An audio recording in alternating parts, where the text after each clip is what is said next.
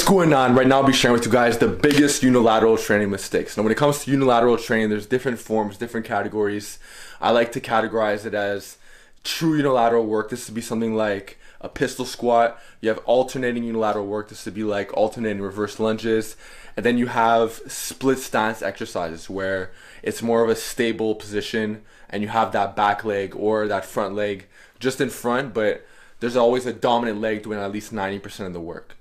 So the first biggest mistake I see with unilateral training, hands down, is that people don't go heavy enough. A lot of people, they baby it way too much. The loading potential is still very high. I think in an old video I posted a couple months ago, doing a split stance trap bar deadlift with like 3.5 plates, you could still load up these exercises very heavy.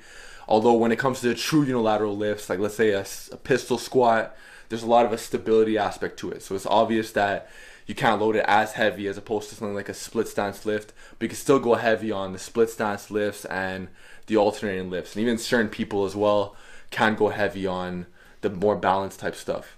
But that's hands down the first thing. You have to stop babying your single leg work. The loading potential is still high, and if you really want to clear certain muscular imbalances, you have to strengthen certain sides. So let's say my classic example, if you could do a Bulgarian split squat, say 225 on your back, and you could do, for example, 8 reps on your left leg, but you're able to get like 16 reps on your right, that tells you there's a clear imbalance. You have to sort that out first. So the second biggest mistake with unilateral training is a lot of people, they'll have the intention of working the front leg, but they're really shifted in the back leg. So I'll give you a quick example. Let's say I'm doing a split squat, right? And I want to load up this front leg, or this front leg, right? A lot of people, they'll squat down, but when they come up, they're here. So it's true that there's a calf raise on the back leg, but there's still just as much in that left leg, as opposed to if they shift more of the weight here. If I shift here, I can really feel the majority of the work coming from that front leg, but if I'm over here, it's not so much front leg anymore. Okay, so next is people who only do unilateral training for their lower body and for the quads. This I never really understood, because you could get so much more out of a muscle imbalance standpoint if you want to clear up certain, strength discrepancies or just muscle imbalance discrepancies by adding in some posterior chain unilateral work. So what am I talking about here? What are some go-to lifts for certain individuals? It's all dependent on the individual, but a good exercise I like for certain individuals would be like a split stance RDL. So you just unrack like a regular RDL. I'm gonna put this front foot back, like so. I'm gonna line it up with the heel, and you can load this up.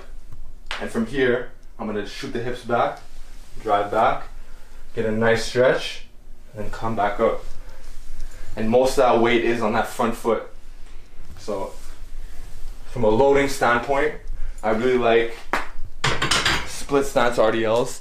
But what if you want more of a quote unquote true unilateral exercise for the hamstrings? That's where you could do a unilateral RDL, Hatfield style. So you could just grab onto a dumbbell, like so, right? Hold onto a part of the rack, have the other leg just in the air, and then from here I'm gonna drive the hips back, like so.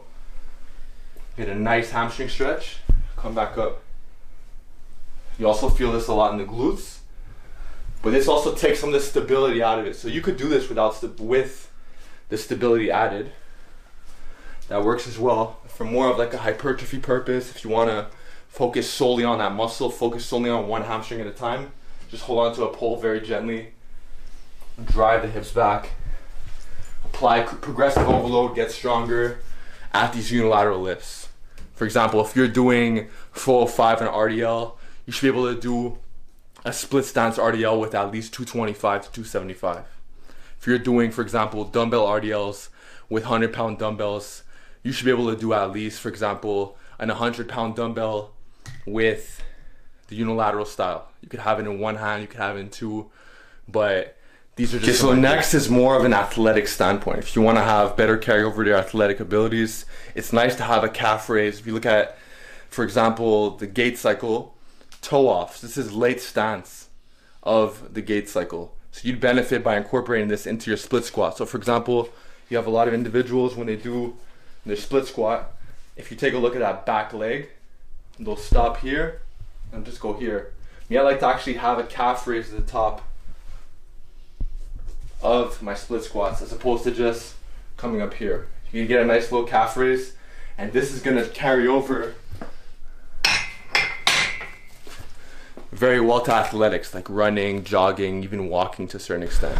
Okay, so the last two biggest mistakes for unilateral training, this is more from an athletic standpoint, is that you have certain people who want to have more ankle stability. They want more proprioception. They want to just feel more stable altogether, but they're looking at the ground when they do their unilateral work. To me, this is a big mistake, because if you play something like football, if you play certain sports where you need to be very aware, you need to look in front of you, you need to see what's going on, but you're doing unilateral work and you're looking at the ground because you don't have the right amount of balance, you're not going to get the right amount of carryover to your sport as you really desire. So this is why you'd benefit from not looking at the ground, and maybe it's going to drop your numbers a bit. Maybe if you do, like, for example, if I'm doing like a split squat with, let's say, 100-pound dumbbells and I'm looking at the ground, it's true that if I look forward, I'm used to looking at the ground all my life, it's true that my numbers will shoot down. I might only be able to handle 80-pound dumbbells, but you can work your way back up. So from a standpoint of carryover to sports and athletics, you definitely want to be looking in front of you. Even though you're going to lose a bit of your balance, your body's going to have a great strategy to adapt to that. And then you're going to feel a lot better when you go into your sport.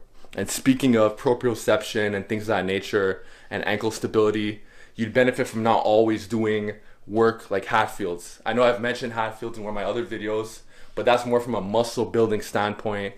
And you shouldn't be doing that on every single exercise either. There's still a time and place for it, but I never once said that you should do exclusively Hatfield lifts where you're only taking the stability out of it. The stability also offers great benefits, but you have to still plug and play at the right times. So I'm never going to tell you guys this is the way it is for the rest of your life. You have to still find ways to apply it to your goals, and I definitely think there's a time and place for both.